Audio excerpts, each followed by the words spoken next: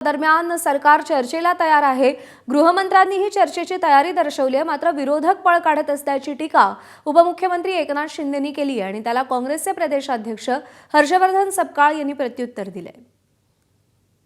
गृहमंत्री अमित भाई चर्चा करायला तयार आहे, विरोधी पक्ष नेता एवढी मोठी जबाबदारीची पोस्ट आहे आणि त्यांनी चर्चेवर त्यांनी ऐकलं पाहिजे।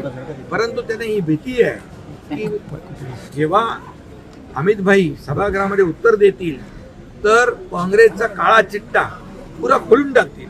2014 नंतर काय काय झालं हे बोलतील आणि म्हणून याची भीती काँग्रेस विरोधी पक्ष नेत्याला आहे।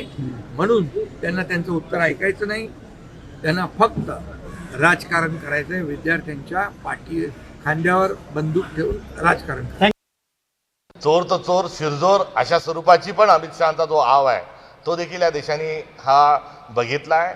मात्र एकंदरीत या अधिवेशनामध्ये अमित शहांनी असं पत्र लिहिणं आणि पुछू अशा स्वरूपामध्ये त्यांनी घेतलेली जी भूमिका आहे आणि इलूचा त्यांचा जो असणारा जो संवाद आहे हा कुठेतरी आता हास्यास्पद आहे।